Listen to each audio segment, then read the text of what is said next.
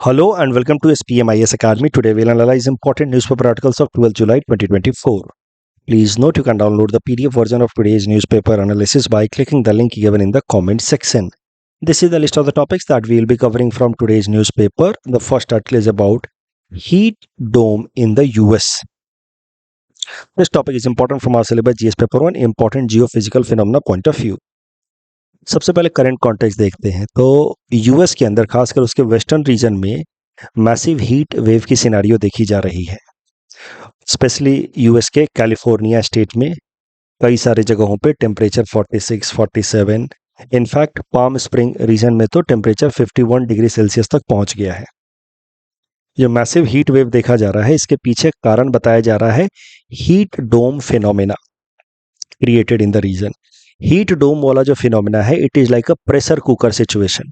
जैसे pressure cooker में नीचे से हीटिंग होती है और ऊपर से दबाव बना के रखा जाता है, जिस कारण से प्रेशर कुकर के अंदर टेम्परेचर काफी बढ़ जाता है। वैसा ही कुछ नेचुरल फिनोमेना अगर क्रिएट हो जाए ओवर ए लार्ज एरिया, जिसको कहते हैं हम लोग हीट डोम। ऊपर से प्रेशर क्रिएट होता है फ्रॉम द अपर एटमोस्फेयर। क्यों होता है हम आगे देखेंगे, बट क्या हो रहा है हीट डोम वाले फिनोमेना में वो देखते हैं। तो ऊपर से एटमोस्फेयर हाई प्रेशर लग रहा है, नीचे से अर्थ सरफेस से हीटिंग हो रही है, प्रेशर कुकर जैसा सिचुएशन बन जाता है and that causes heat dome like phenomena, और जिस कारण से मैसिव हीट वेव की सिचुएशन देखी जा सकती है जो अभी अमेरिका के अंदर देखने को मिल रहा है।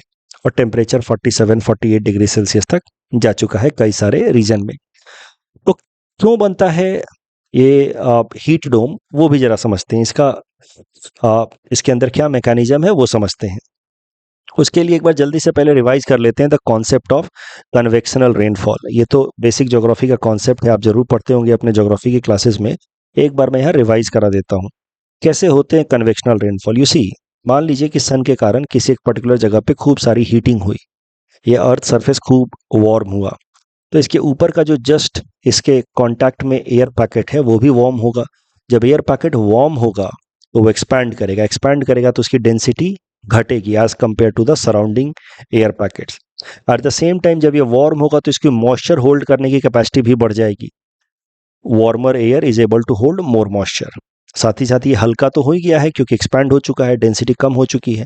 तो कम डेंसिटी होने के कारण this air packet will start rising and this vertically rising air packet या wind is known as convectional wind. और ये कन्वेक्शनल विंड जब ऊपर जाएगा तो ये जो एयर पैकेट इसके अंदर का जो मॉइस्चर है वो धीरे धीरे कंडेंस होने लगेगा लिक्विड फॉर्मेट में, लिक्विड ड्रॉपलेट के फॉर्मेट में। क्यों? क्योंकि जैसे ही ये एयर पैकेट ऊपर जाएगा आसपास की जो सराउंडिंग हवाएं हैं वो तो ठंडी हैं, because when you move above the earth surface धीरे धीरे आसपास की हवाएं ठंडी होती हैं। हिल स्टेशन पे आप जाते हैं ना घूमने के लिए, क्यों? क्योंकि वहां पे टेम्परेचर कम रहता है। तो जैसे जैसे आप अर्थ सरफेस से दूर जाएंगे टेम्परेचर गिरता है। उसके पीछे एक कारण तो है प्रेशर का भी, when you move up lesser the pressure laser will be the temperature. दूसरा कारण है कि एयर की जो ज़्यादातर हीटिंग होती है वो अर्थ सरफेस से आने वाले रेडिएशंस के कारण होती है, ना कि डायरेक्टली सन से आने वाले रेडिएशंस के कारण। हवाएं जो है वो सन के रेडिएशंस को कैप्चर ही नहीं कर पाती उसकी हीट को, because of the high intensity. चलिए वापस से मुद्दे पे आते हैं। एयर पैकेट इस हीटिंग के कारण एक्सपैंड हुआ, मॉइस्चर कंटेंट भी उसका बढ़ा, एक्सपैंड हुआ, इस कारण से डेंसिटी घटी, वो ऊपर राइज करने लगेगा। ऊपर राइज करेगा तो आसपास की ठंडी हवाएं के कारण उसके अंदर का जो मॉइस्चर है वो कंडेंस होगा, कंडेंस होकर के लिक्विड ड्रॉपलेट में कन्वर्ट होगा। It will turn into clouds, sometimes very heavy clouds known as cumulonimbus clouds are created and at the same time when this clouds will become very heavy then it will cause rainfall. साथ ही साथ यहाँ पे चूंकि अब हवाएं ऊपर उठने लगी हैं तो आसपास की जो सराउंडिंग हवाएं हैं रिलेटिवली ठंडी हवाएं वो यहाँ कन्वर्ज भी करेंगी। तो यही कारण है कि आप अक्सर देखते होंगे गर्मी के दिनों में भी, आजकल हम अक्सर 2-3 दिनों पे देखने को मिलता ही है कि जब खूब गर्मी होती है तो थोड़ी देर बाद बादल से बनने लगते हैं, उसके बाद बारिश से होने लगती है, ठंडी हवाएं आने लगती हैं। तो उसके पीछे यही मैकेनिज्म चल रहा है, convectional wind causing convectional rainfall. यहाँ पे जो होने वाली बारिश है उसको कहा जाएगा कन्वेक्शनल रेनफॉल, और आसपास से आने वाली ठंडी हवाएं वो फिर हमें ठंडा ठंडा महसूस कराती हैं। तो ये हो गया कन्वेक्शनल रेनफॉल। ऐसे विंड राइज करेंगी, रेनफॉल कराएंगी, ऊपर में यहाँ पे क्लाउड्स बनते रहेंगे। अब दूसरा मैकेनिज्म या नेचुरल फिनोमेना आप समझ लेते हैं जेट स्ट्रीम्स का। जेट स्ट्रीम्स अपर एटमॉस्फेयर में फास्ट मूविंग एयर स्ट्रीम्स हैं। क्यों बनती हैं वो आपको ज्योग्राफी क्लास में मृदुल सर जरूर सिखाते होंगे। उसके डिटेल में जेट स्ट्रीम्स के फॉर्मेशन में अभी यहाँ नहीं जाएंगे, बट अपर एटमॉस्फेयर में, ट्रोपोस्फेरिक रीजन में, खासकर अपर ट्रोपोस्फेरिक रीजन में जो पहला लेयर है हमारे एटमॉस्फेयर का, ट्रोपोस्फेयर, उसके हाइयर साइड में ऐसे फास्ट मूविंग एयर स्ट्रीम्स को कहा जाता है जेट स्ट्रीम। और ये जेट स्ट्रीम्स को अगर आप देखें तो ऐसे वो सीधा सीधा नहीं चलती, वो एक वेव बना करके चलती हैं। इनको कहा जाता है Rossby waves. So Rossby waves are continuously created by the jet streams. अब ये वेव्स जब फ्लक्चुएट करेंगी तो उस कारण से वो अपने नीचे का जो रीजन है वहां पे वो कभी लो प्रेशर कभी हाई प्रेशर सिचुएशन क्रिएट करते हैं। अब सोचिए ना, जब ये वेव ऊपर की तरफ जाएगा तो अपने नीचे लो प्रेशर सिचुएशन क्रिएट करेगा, जब ये नीचे की तरफ आएगा तो अपने नीचे हाई प्रेशर सिचुएशन क्रिएट करेगा।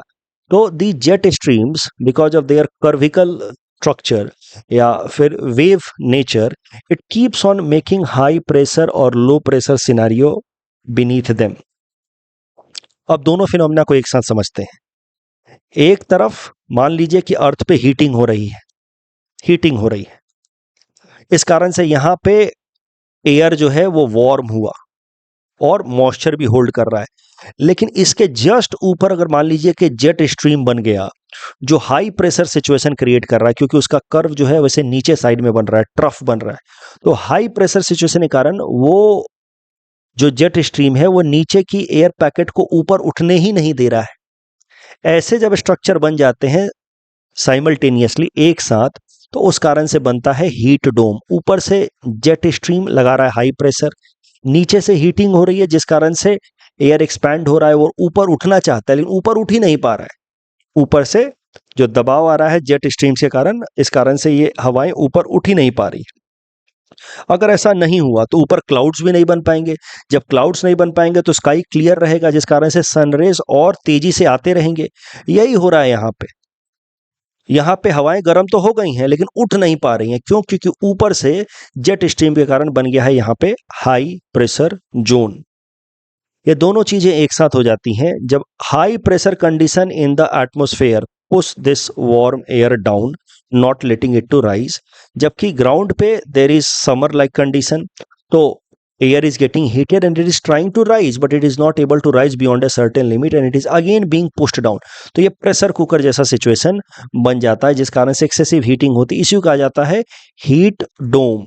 The air gets stuck near the earth surface and gets further compressed and thus hotter।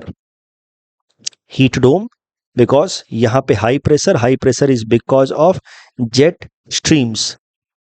Upper tropospheric region में जेट स्ट्रीम से और नीचे से हवाएं जो उठ रही हैं वो वापस से धक्का खा करके नीचे ही आ रही हैं। इस कारण से हीट डोम बना है, प्रेशर कुकर लाइक सिचुएशन। और ऐसी सिचुएशन बनी है कैलिफोर्नियन स्टेट ऑफ यूएस में जिस कारण से अभी वहां पे हीट वेव्स के प्रॉब्लम्स देखे जा रहे हैं। इस टॉपिक के बेसिस पे ये प्रीलिम्स प्रैक्टिस क्वेश्चन हमने आपको दे रखा है। Please attempt this question and submit the answer in the comment section. The next article is about BIMSTEC grouping. This topic is important from our syllabus GS paper 2 international relations point of view। BIMSTEC के बारे में हमने लगभग पिछले महीने भी देखा था, एक मेंस का क्वेश्चन भी सॉल्व किया था यूपीएससी में आया हुआ। एक बार फिर से रिवाइज करते हैं क्योंकि ये न्यूज में आया है। बिम्स्टेक जो ग्रुपिंग है इसका पूरा नाम है Bay of Bengal initiative for multi sectoral technical and economic cooperation. तो ये एक रीजनल ग्रुपिंग है, रीजनल मल्टीलेटरल ऑर्गेनाइजेशन है जिसमें अलग अलग देशों ने मिलकर के इस ऑर्गेनाइजेशन को बनाया है।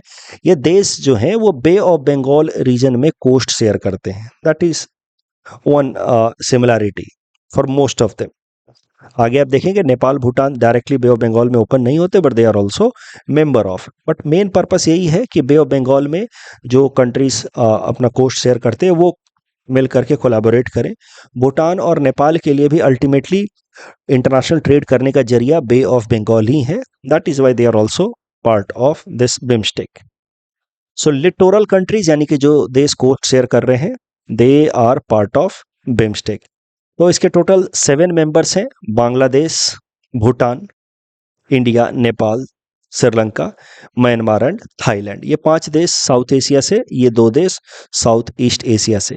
बिम्स्टेक की अगर बात की जाए तो इसकी शुरुआत हुई 1997 में फ्रॉम डिक्लेरेशन, इसका नाम है बैंकॉक डिक्लेरेशन। बिम्स्टेक का हेडक्वार्टर है इन ढाका, बांग्लादेश।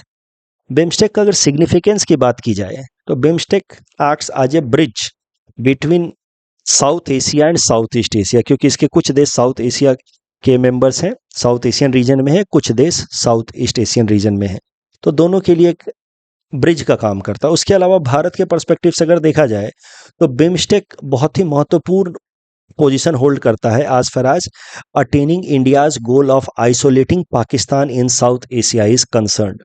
मैंने आपको बताया कि भारत का लक्ष्य है, कल भी हमने देखा था कि भारत का लक्ष्य है कि पाकिस्तान को आइसोलेट कर दें साउथ एशिया में, इसके साथ किसी की दोस्ती ना रहने दें। और ये लक्ष्य को पूरा करने में भारत बिम्स्टेक की मदद ले रहा है, बिम्स्टेक प्लेटफॉर्म की, क्योंकि अगर पाकिस्तान को अबैंडन करना है, आइसोलेट करना है, तो हमें SAARC platform, South Asian Association for Regional Cooperation, उसको अबैंडन करना होगा, जिसको इंडिया ने अबैंडन किया हुआ है, और बिम्स्टेक को भारत प्रमोट करने की कोशिश कर रहा है। इसी पे यूपीएससी ने प्रश्न पूछा था मेंस में कि क्या बिम्स्टेक कभी भी सार्क की जगह ले सकता है। हमने वो क्वेश्चन सॉल्व भी किया था लगभग 15-20 दिनों पहले। तो ये तो बात हो गई बिम्स्टेक की, और इंडिया लगातार बिम्स्टेक को सपोर्ट कर रहा है, उसमें एक्टिवली पार्टिसिपेट कर रहा है, जबकि सार्क प्लेटफॉर्म को हम लोग लगभग 10 साल पहले ही अबैंडन कर चुके हैं। अभी करंट न्यूज ये है कि बिम्स्टेक ग्रुपिंग के फॉरेन मिनिस्टर्स की हाल फिलहाल में मीटिंग हुई है न्यू दिल्ली में। पिछले साल से ही बिम्स्टेक के अंदर ये भी फैसला किया गया है कि फॉरेन मिनिस्टर्स की अलग से मीटिंग होगी। तो पिछले साल बैंकॉक में फॉरेन मिनिस्टर्स की पहली मीटिंग हुई थी अंडर बिम्स्टेक, इस बार दूसरी फॉरेन मिनिस्टर्स मीटिंग हो रही है under BIMSTEC, and this is being held in new Delhi, India. आप देख सकते हैं हमारे external affairs minister Ajay Shankar साहब इस मीटिंग को हेड कर रहे हैं। इस टॉपिक के बेसिस पे ये प्रीलिम्स प्रैक्टिस क्वेश्चन हमने आपको दे रखा है। Please attempt this question and submit the answer in the comment section. The next article is about unincorporated enterprises survey। ये जो सर्वे है Ministry of statistics and programme Implementation करती है। एनुअल सर्वे है, हर साल होता है। अनइनकॉर्पोरेटेड इंटरप्राइजेस का मतलब है कि जो इनफॉर्मल सेक्टर हैं उनके बारे में यहाँ पे डेटा कलेक्ट करने की कोशिश की जाती है। This topic is of course going to be important from our syllabus GS paper 3 Indian economy point of view. एक बार जरा सा जल्दी से देख लेते हैं difference between formal and informal sector, फिर आगे चलेंगे, क्योंकि ये जो सर्वे है it is associated with informal sector. तो फॉर्मल सेक्टर्स वो हैं जो रजिस्टर्ड हैं सरकार के नियमों के अंतर्गत, जैसे कंपनीज एक्ट वगैरह के अंतर्गत वो रजिस्टर्ड हैं एज ए कंपनी। वो कंपनियां अपना कॉर्पोरेट टैक्स भरती हैं, वहाँ पे काम करने वाले जो इंडिविजुअल्स हैं वो इनकम टैक्स भरते हैं। ऐसे सेक्टर को आ जाता है, ऐसे इंटरप्राइजेस को आ जाता है फॉर्मल इंटरप्राइजेस। फॉर्मल इंटरप्राइजेस होने के लिए 10 वर्क फोर्स मिनिमम होना मैंडेटरी है, क्योंकि मतलब ऐसे समझिए कि अगर 10 से ज़्यादा आपके पास एम्प्लॉय हैं तो you have to register your organization under several government laws, जैसे कि प्रोविडेंट फंड वगैरह, उसके अंतर्गत आपको रजिस्टर करना होगा। कंपनीज एक्ट के अंतर्गत या सोसाइटीज एक्ट, ऐसे आपको रजिस्टर करना होगा। तो 10 वर्कर्स से अगर कम है आपके यहाँ, then you can continue your organization as an informal one. But if you are having more than 10 workers, then you will have to register yourself under your enterprises under several government related norms, rules, regulations like provident fund, pension fund systems for your organization, and that makes your organization a formal sector। तो formal sector का सबसे basic idea क्या है, definition क्या है, legally registered होगा। It will be identified by the government, government will have a data with respect to your enterprises, then it is a formal sector enterprises। and of course once you are registered with the government then you will be paying taxes। in general आपके यहाँ पे 10 से ज़्यादा employees होने चाहिए, तभी आप formal sector के लिए रजिस्टर करते हैं। कम पे भी हो तो आप कर सकते हैं, लेकिन कोई करता नहीं है। 10 से ज़्यादा होते हैं तब करना मैंडेटरी हो जाता है under several government norms. Informal sector जैसे कि आप इमेजेस से देख रहे हैं यहाँ पे, not registered with government under any of the provisions, do not pay any kind of taxes in general, they employ mainly hired workers as daily wage workers, और फिर कोई वेल डिफाइंड ऑब्लिगेशंस नहीं है कि प्रोविडेंट फंड देना है employers के लिए, मैं कह रहा हूँ प्रोविडेंट फंड देना है या टाइम पे वीकली लीव देना है, ऐसा कोई भी टर्म्स कंडीशंस एप्लीकेबल नहीं होते हैं ऑन द एम्प्लॉयर, और इसी कारण से एम्प्लॉय के राइट्स प्रोटेक्टेड नहीं होते हैं if they are working in unorganized या इनफॉर्मल सेक्टर। अब अगर शेयर की बात की जाए कि क्या उनका इनफॉर्मल सेक्टर का कंट्रीब्यूशन है इंडियन इकोनॉमी के अंदर, तो एग्जैक्ट डेटा तो कहना कठिन है क्योंकि दे आर इनफॉर्मल, तो इसका एग्जैक्ट डेटा तो सरकारों के पास है नहीं। बट अगर एस्टिमेट की बात की जाए तो लगभग 80% of India's labour force is engaged in informal और unorganised sector and this sector contributes about 20% of India's GDP. I'm so sorry. 80% of India's labor force is in informal sector and this sector contributes about 50% of India's GDP. ठीक है, जो 80% labour force informal sector में engage हैं उसमें से 50% लगभग agriculture sector में काम करते हैं। तो I hope there is no confusion with respect to data. 80% workforce informal sector में है और भारत की जीडीपी का लगभग 50% इनफॉर्मल सेक्टर से ही आता है। जो 80% वर्कफोर्स इनफॉर्मल सेक्टर में काम कर रहा है उसमें से आधा लगभग एग्रीकल्चर सेक्टर के अंदर इनफॉर्मल वर्कर की तरह काम कर रहे हैं।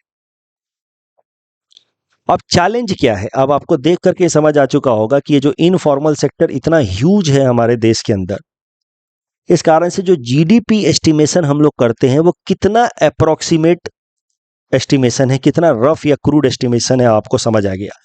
50% जो हमारा जीडीपी का कंट्रीब्यूशन है वो इनफॉर्मल सेक्टर से आ रहा है, जिसका डेटा हमारी सरकार के पास ठीक ठीक है ही नहीं। So that is the biggest criticism with respect to GDP estimates in India. It is not capturing the adequate information with respect to the different segments of economy because the large chunk is informal sector and the real data, absolute data of informal sector is not there.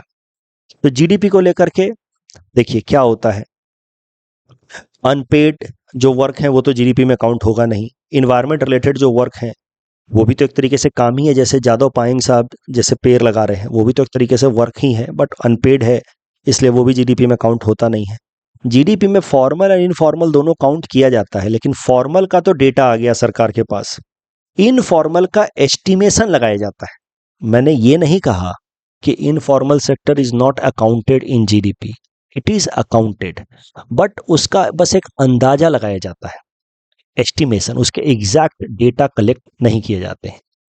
तो भारत सरकार की agency है NSSO, ministry of statistics and programme implementation के अंतर्गत, वो पहले हर 5 साल पे सर्वे करता था इनफॉर्मल सेक्टर का और उससे अंदाजा लगाने की कोशिश करता था कि इनफॉर्मल सेक्टर का कंट्रीब्यूशन कितना है हमारे इकोनॉमी के तरफ।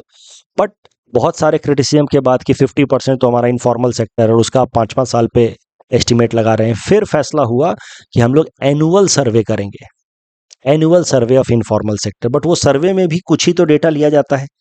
सो that is why there is huge margin for error as far as contribution of informal sector in calculating India's GDP is concerned.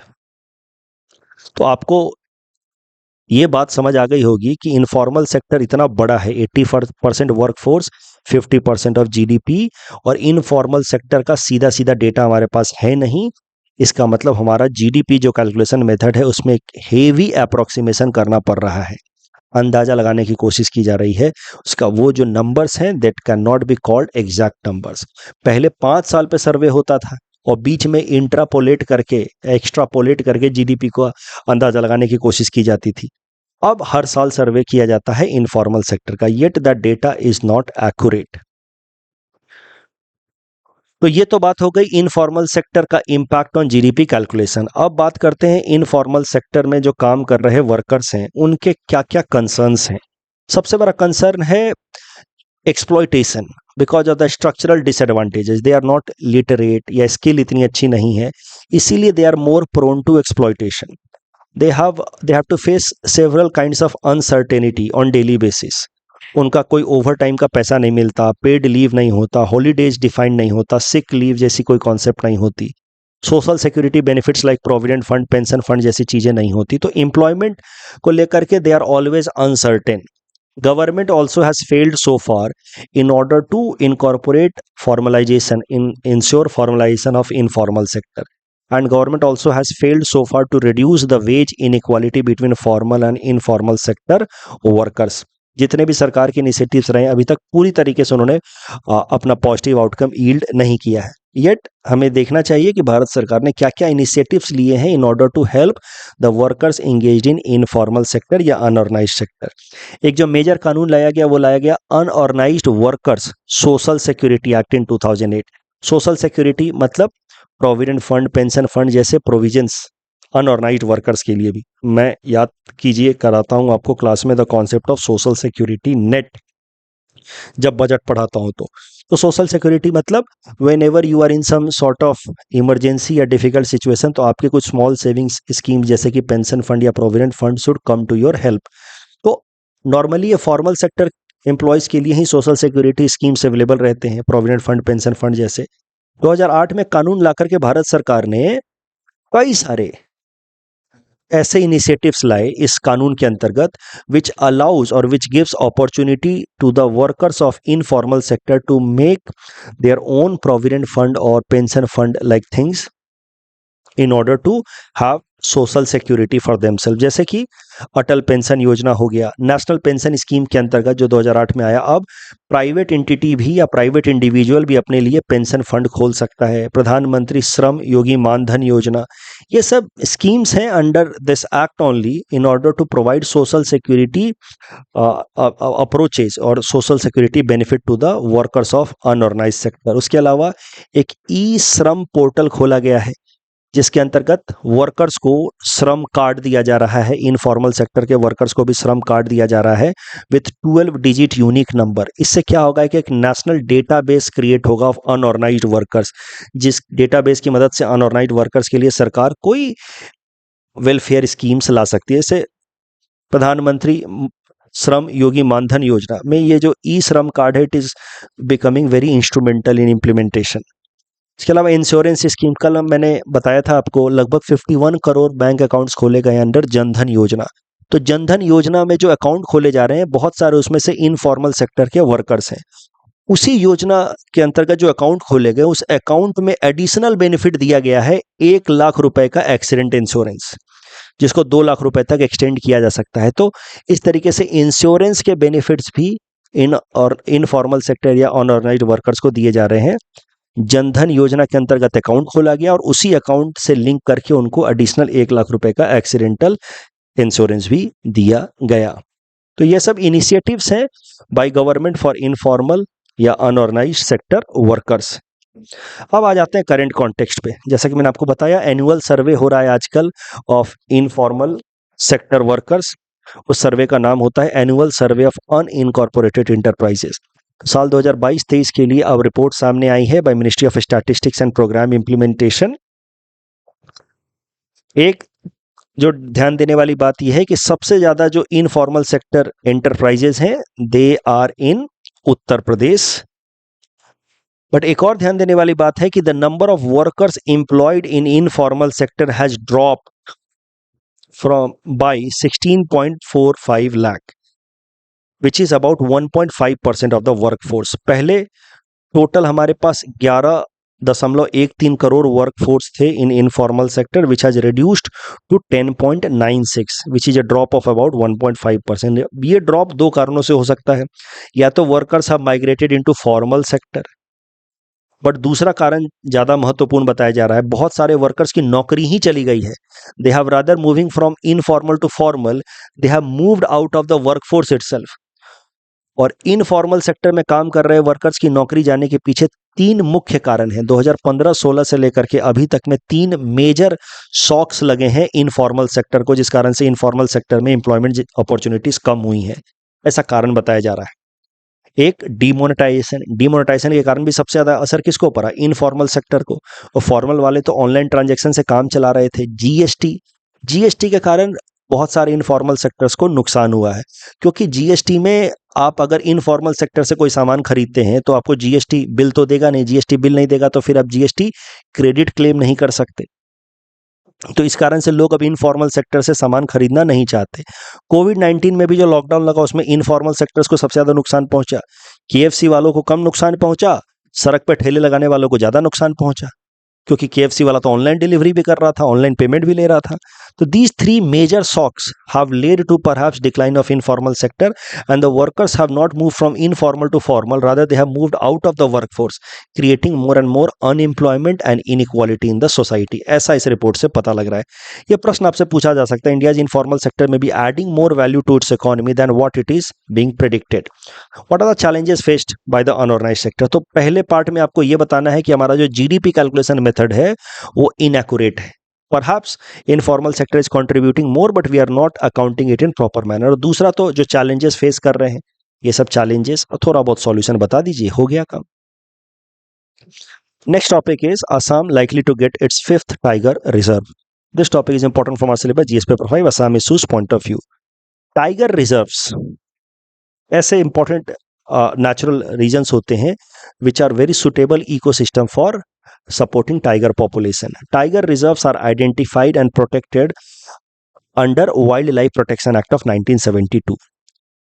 Tiger reserve क्या होता है, स्टेट गवर्नमेंट्स नोटिफाई करते हैं अपने अपने स्टेट टेरिटरी के अंदर, स्टेट गवर्नमेंट्स नोटिफाई करते हैं कि ये वाला एरिया होगा tiger reserve, but this is done on recommendation of a national level agency जिसका नाम है national tiger conservation authority. NTCA recommend करता है स्टेट गवर्नमेंट को और फिर उसके रिकमेंडेशन के बेसिस पे स्टेट गवर्नमेंट टाइगर रिजर्व बनाते हैं। जो टाइगर रिजर्व्स बनाए जाते हैं they are created under project tiger which is a central sponsored scheme. Bharat सरकार और स्टेट गवर्नमेंट्स मिल करके चलाते हैं।